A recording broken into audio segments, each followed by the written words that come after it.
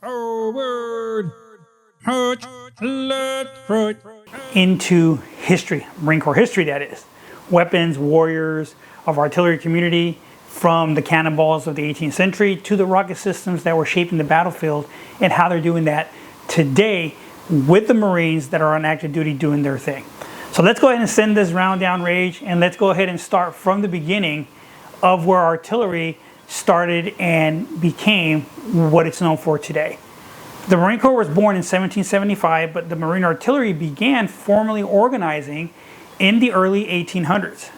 The first Marine Artillery unit fought in the War of 1812, and they used the Smoothbore muzzle-loading cannons like the 6-pound gun, a weapon that relied on black powder, solid shot, and precision under pressure.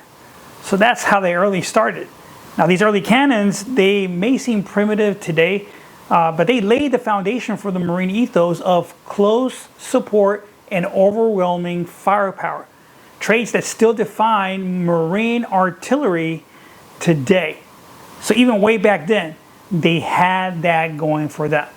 Now over the decades, the Marine artillery did transform from the iron, the wood, steel, GPS, and so the Marine Corps arsenal did evolve throughout the years. In World War I, World War II, the Marines fielded the 75mm pack howitzer.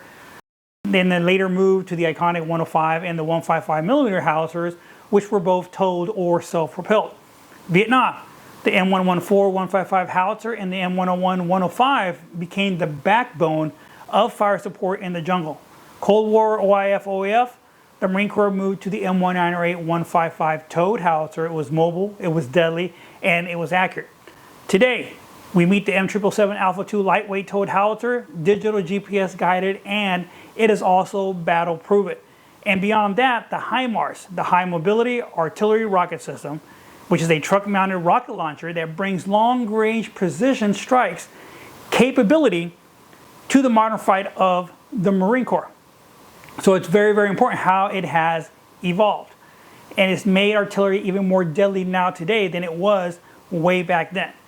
Now these systems, they're not just loud. They're lethal, they're accurate, and very decisive in the combat environment. So where do these warriors of firepower train? You guys can guess. Yes, in Fort Sill, Oklahoma.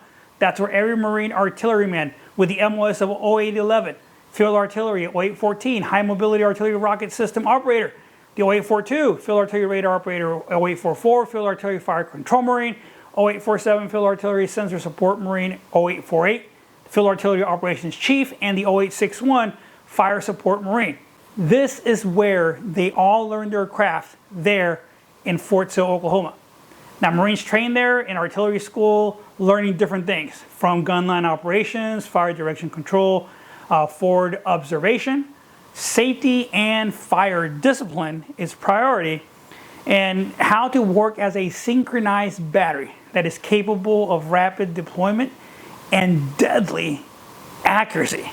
So from boot camp to Fort Sill to fire a fire base halfway across the world, the artillery marine is trained to bring thunder wherever it is needed.